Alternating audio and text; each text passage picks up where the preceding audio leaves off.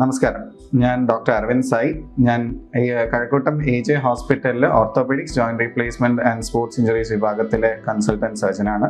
ഇന്ന് നമ്മൾ സംസാരിക്കാൻ പോകുന്നത് മുട്ടുവേദനയെ കുറിച്ചാണ്. കാൽമുട്ട് സന്ധിവേദന അഥവാ നീ എന്ന് പറയുമ്പോൾ നമുക്ക് വളരെയധികം പേഷ്യൻസ് വരുന്നതാണ് സ്ഥിരമായിട്ട് മുട്ടുവേദനയായിട്ട്. അതിൽ പല ഏജ് ഗ്രൂപ്പ്സ് റിലേറ്റഡ് ആയിട്ട് വരും. അതായത് ചെറുപ്പക്കാർ വരാം, മധ്യവയസ്കർ വരാം, പ്രായമായവരും വരാം. അല്ലാതെ മധ്യവയസ്കരിൽ കൂടുതലായിട്ടും അധികം സ്ത്രീകളിലാണ് ഈ കാണുന്ന ഒരു പ്രശ്നം. മുട്ടുവേദന ഒരു ചെറിയൊരു പരിക്കിൽ, അതായത് ചമ്മണം മടഞ്ഞിരുന്നിട്ട് എണീക്കുകയോ കാല് പെട്ടെന്ന് മടക്കുമ്പോഴോ വന്നൊരു വേദനയെ തുടർന്നായിരിക്കാം ഈ മധ്യവയസ്കിൽ, അതായത് ഒരു 45 മുതൽ 55 വയസ്സ് വരെ പ്രായമുള്ള സ്ത്രീകൾക്ക് വരുന്ന ഒരു മുട്ടുവേദന. അപ്പോൾ ഇത് എങ്ങനെയാണ് സംഭവിക്കുന്നതെന്ന് വെച്ചാൽ, അതായത് അവരുടെ ഒരു പ്രായം കഴിഞ്ഞാൽ ഹോർമോൺ ലെവൽ ശരീരത്തിൽ കുറയും.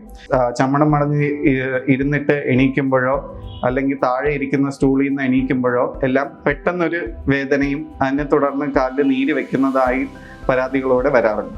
യൂഷ്വലി അത് ഈ മടങ്ങി എണീച്ച് നിവരുമ്പോൾ ഒരു പോപ്പ് സൗണ്ട് അല്ലെങ്കിൽ ഒരു ക്ലിക്ക് സൗണ്ട് എന്ന് ഒരു കേട്ടതായോ അല്ലെങ്കിൽ അനുഭവപ്പെട്ടതായോ പേഷ്യൻ്റ് പറയാറുണ്ട്. പുറത്തുള്ളവർക്ക് കേൾക്കണമെന്നില്ല, പക്ഷേ പേഷ്യൻ്റ് അനുഭവപ്പെട്ട ഒരു സൗണ്ടായിട്ട് അറിയാറുണ്ട്. അതിനെ തുടർന്ന് വേദനയും നീരും എല്ലാവരും ഈ ചെറിയ വേദന അത് ഈ ഒരു പോപ്പ് സൗണ്ടോട് കൂടിയാണ് യൂഷ്വലി വരുന്നത്. ചിലവർക്ക് ആ സൗണ്ട് കേൾക്കണമെന്നില്ല, ചിലവർക്ക് അനുഭവപ്പെടണമെന്നില്ല. എന്നാലും മുട്ടുവേദനകൾ എന്തുകൊണ്ടാണ് നേരത്തെ വരുന്നതെന്ന് ചികിത്സ തേടിയാൽ നമുക്കൊരു നീ റീപ്ലേസ്മെന്റിലോട്ട് പോകുന്നതന്നെ ഏറെക്കാലം തടഞ്ഞു വെക്കാൻ കഴിയും. Book your orthopedic consultation at AJ Hospital.